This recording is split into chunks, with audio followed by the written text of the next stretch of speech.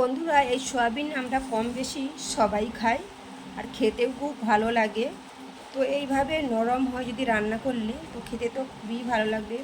ভাত, রুটি, পরোটা সবের সাথে খাওয়া যাবে এমন একটি রেসিপি। তো খুব ভালো লাগে সয়াবিন খেতে, তো অনেকেরই পছন্দও করে না, কিন্তু এই সয়াবিন শরীরের পক্ষে খুবই খুবই উপকারী, শরীর স্বাস্থ্যের পক্ষে। তো চলুন আজ সেই সয়াবিন খুব অসাধারণ স্বাদে আমি রান্না করব। তো দেখতে থাকুন বন্ধুরা, তো রান্নাটা কিভাবে করি। তো চলুন রান্নাটা শুরু করা যাক। নমস্কার বন্ধুরা, অপর্ণা কিচেন ব্লগে আবারও একটি নতুন রেসিপিতে সবাইকে স্বাগত জানাই। বন্ধুরা কেমন আছেন? আশা করি ভালো আছেন, সুস্থ আছেন, যে যেখানেই আছেন। তো আজকে আমি বানাবো সয়াবিনের একটি দারুণ স্বাদের রেসিপি। তো সেই রেসিপিটি বানানোর জন্য কী কী নিয়েছি বন্ধুরা একটু দেখুন। তো সয়াবিন নিয়েছি, তো সয়াবিনটা আগে থেকে জলে ভিজিয়ে রেখেছিলাম, তো জল থেকে জলটা চিপে বের করে নিয়েছি। তো এখানে আলু নিয়েছি, আলুটা ডুমো ডুমো করে কেটে নিয়েছি, আর পেঁয়াজ কুচি নিয়েছি ছোটো ছোটো করে, তো আপনারা বেটেও দিতে পারেন। তো রসুন নিয়েছি, আদা নিয়েছি, দুটো শুকনো লঙ্কা ফোড়ন দেওয়ার জন্য নিয়েছি। এখানে দই নিয়েছি 2 চামচের মতো, আর চালমগজ দানা নিয়েছি। তো বন্ধুরা রেসিপিটা দেখতে থাকুন কেমন করে করি রান্নাটা। তো সয়াবিন কতটা উপকারী সবাই জানেন এটা। তো আজকে আমি একটু অন্যরকমভাবে রান্নাটা করব। প্লিজ বন্ধুরা স্কিপ না করে পুরো ভিডিওটাই দেখতে থাকুন, আশা করি ভালো লাগবে। চলুন এবার রান্নাটা শুরু করা যাক। দেখুন বন্ধুরা, আগে থেকে কড়াই বসিয়ে রেখেছিলাম গ্যাসের মধ্যে। তো ওর মধ্যে আমি তেল দিয়ে দেবো। প্রথমে আমি সাদা তেল দিয়ে কষে নেব আলু সয়াবিন। বন্ধুরা তেলটা আমার গরম হয়ে গেছে, এবার আলুগুলো প্রথমে আমি কষে নেব।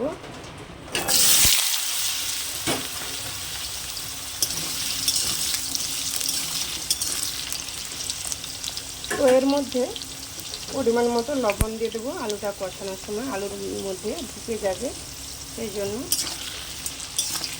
দেখুন এভাবে কষে নেব লাল করে। আলুগুলো লাল হয়ে কত সুন্দর কষানো হচ্ছে। তো আমি 3 ভাগ সেদ্ধ তেলের মধ্যে কষে আমি করে নেব, বাকি যেটুকু থাকবে তো ঝোলে হয়ে যাবে। তো এর মধ্যে আমি অল্প করে হলুদ দিয়ে দিলাম।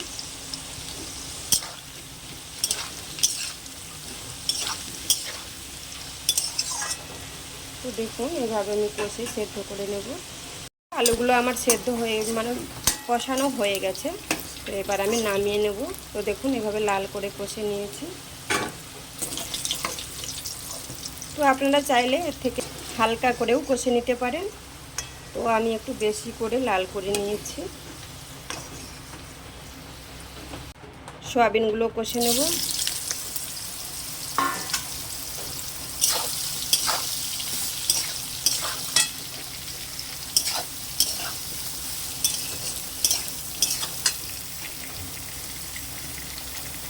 তো এতেও অল্প করে লবণ দিয়ে দেবো।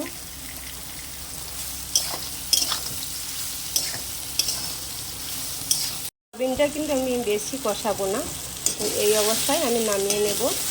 দেখুন এইভাবে কষে নিয়েছি।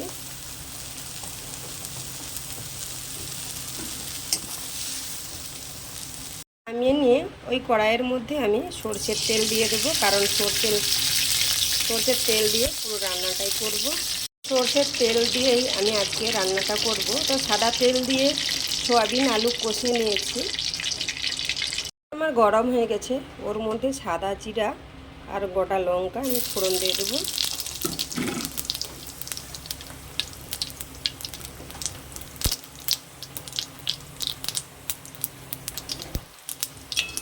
ফোড়নটা আমি লাল করে ভেজে নেব। তো দেখুন আমার ভাজা হয়ে গেছে। তো ওর মধ্যে আমি কুচিয়ে রেখেছিলাম ছোট ছোট করে পেঁয়াজ, তো পেঁয়াজগুলো দিয়ে দেবো। এখানে পেঁয়াজটা আমার ভাজা হতে হতে এখানে আমি একটা পেস্ট তৈরি করে নেব মশলা দিয়ে। তো দেখুন বন্ধুরা, আমি দই নিয়েছি। তো দইয়ের মধ্যে আমি হলুদ গুঁড়ো,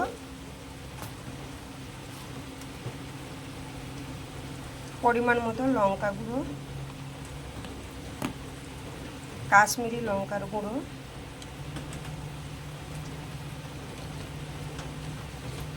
তো অল্প করে লবণ দিলাম, দিয়ে ভালো করে ফেটিয়ে নেব। তো আপনারা চাইলে গুঁড়ো মশলাও এমনি কষানোর সাথে দিতে পারেন। তো আমি দইয়ের মধ্যে মিশিয়ে নিলাম, দেখুন এভাবে ফেটিয়ে নিচ্ছি। তো আমার ফেটানো হয়ে গেছে। তো আমার পেঁয়াজটাও ভাজা হয়ে গেছে। তো এর মধ্যে আমি আদা রসুন বেটে রেখেছিলাম দিয়ে দেব। রসুন আদা দিয়ে ভালো করে কষিয়ে নেব, যাতে আদা রসুনের কাঁচা গন্ধটা চলে যায়। তো আমার আদা রসুনটা ভালোভাবে কষানো হয়ে গেছে। তো এর মধ্যে আমি কুচিয়ে রাখা টমেটোগুলো দিয়ে দেব। তো ছোটো ছোটো করে কুচিয়ে রেখেছিলাম, তো এইগুলো সব দিয়ে দেব।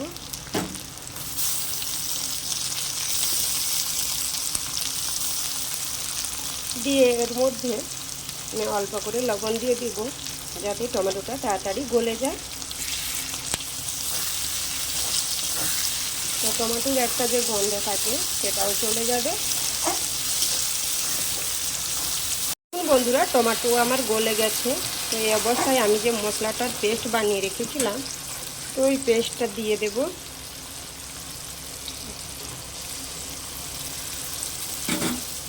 তো অবশ্যই এই সময় অল্প আঁচেই রান্নাটা করবেন, কারণ দই আছে তো এই জন্য লেগে যাওয়ার চান্স থাকে কড়াইতে। অল্প আঁচেই রান্নাটা করবেন। এই পর্যায়ে মশলা কষানোর মধ্যে আমি 1 চামচ চিনি দিয়ে দেব। তো চিনিটা দেওয়ার কারণ, তো টক দই থাকে, তো ওটা টক লাগবে না। আর তাছাড়া স্বাদ ব্যালেন্স করার জন্য চিনিটা দেওয়া। তো আপনারা চাইলে দিতেও পারেন, নাও দিতেও পারেন। দেখুন এভাবে কষে নিচ্ছি। তো এর মধ্যে আমি ধনে গুঁড়ো 1 চামচ আর জিরে গুঁড়ো 1 চামচ দিয়ে কষে নেব।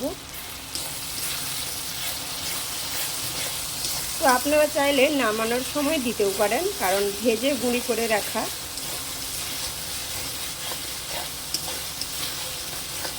দেখুন এভাবে কষে নিচ্ছি। তো মশলা থেকে তেল ছেড়ে গেছে, দেখতেই পাচ্ছেন আপনারা।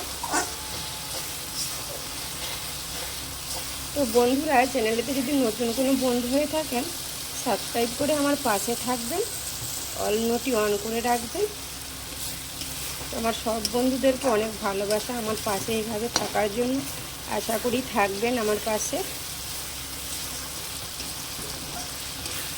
তো দেখুন মশলা থেকে আমার তেলটা ছেড়ে গেছে। তো এই পর্যায়ে আমি সয়াবিন আলুটা দিয়ে দেব।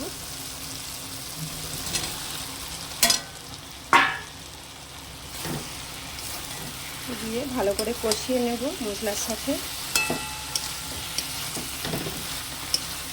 তো সুন্দর একটা কালার এসেছে, দেখতেই পাচ্ছেন বন্ধুরা। তো সয়াবিনটা আমরা এমনিই রান্না করে খাই, এইভাবে রান্না করিনি। তো আজকে প্রথম করছি। তো দেখুন এইভাবে মশলার সাথে কষে নিয়েছি। তো এবার আমি পরিমাণ মতো জল দিয়ে দেব, কারণ সয়াবিন আলু আগে থেকে আমার কষানো আছে, প্রায় সেদ্ধ করা আছে। তো একটুখানি জল দিলেই হয়ে যাবে।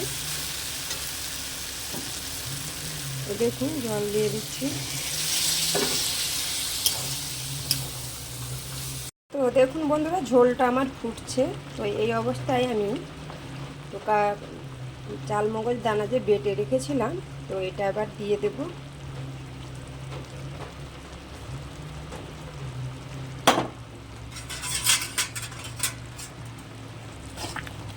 দিয়ে ভালো করে নাড়াচাড়া করে নেব। তো রান্নাটা প্রায় আমার কমপ্লিট। তো নামানোর আগে তো কিছুটা ঘি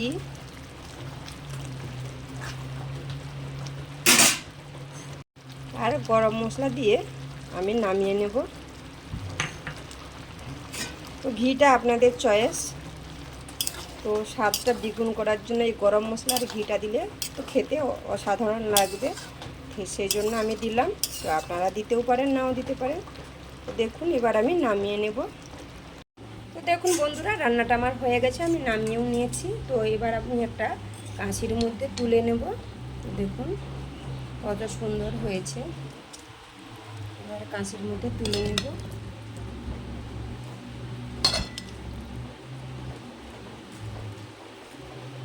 দেখুন বন্ধুরা, কত সুন্দর লাগছে, দেখতেই পাচ্ছেন।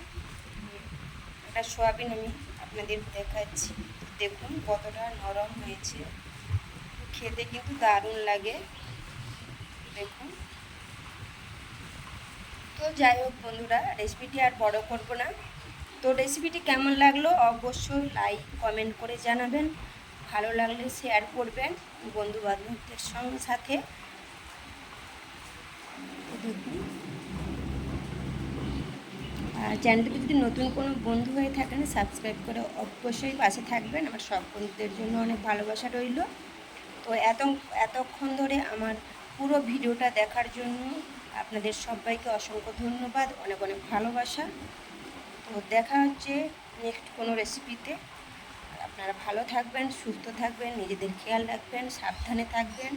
টাটা বন্ধুরা।